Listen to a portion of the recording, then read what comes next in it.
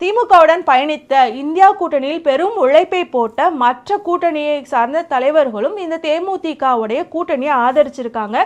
இது வெற்றியை உறுதி செய்யும் அப்படின்னு சொல்லியிருக்காங்க. இதெல்லாம் பார்க்கும்போது அவங்களுடைய பெருந்தன்மையை காட்டுது. ஆனால் 2024 இந்த தேமுதிக இல்லாமலே திமுக கூட்டணியால் இந்தியா கூட்டணியால் வெல்ல முடிஞ்சது அப்படின்னா இவங்க இல்லாமலும் இப்பவும் வெல்ல முடியும். இருந்தாலும் அவங்க அக்செப்ட் பண்ணிக்கிறாங்க அப்படின்னா அந்த அக்செப்டன்ஸ் லெவல், அவங்களும் ஒரு ஓபிசி கட்சி, அவங்க என்னதான் இருந்தாலும் திராவிட கட்சி அப்படிங்கிறனால அவங்க பெருந்தன்மையாக அக்செப்ட் பண்ணிக்கிறாங்க. பட் இவங்க இருந்தாலும் இல்லாட்டினாலும் திமுக இந்த முறையும் வெல்லும். இருந்தாலும் மற்ற கட்சியினர் மற்ற தலைவர்கள் இவங்களை பெருந்தன்மையோடு வெல்கம் பண்ணிக்கிறது அப்படிங்கிறது ரொம்பவே பெருமையாக இருக்குது. எனக்கு பர்சனலாக இவங்க வரனால இவங்களுக்கு ஒரு 5 சீட்டோ 10 சீட்டோ 15 சீட்டோ பிரித்து கொடுக்க வேண்டியிருக்கும். ஆனால் இந்தியா கூட்டணியில் அன்னைக்கு ஸ்ட்ராங்காக நின்று சொல்லி அடித்தாப்புல 40க்கு 40 சீட்டை ஜெயிச்சு கொடுத்த அத்தனை கூட்டணிக்கும் ஒவ்வொரு சீட்டு குறையிறதுக்கான வாய்ப்புகள் இருக்குது அப்படின்னு தோணுச்சு.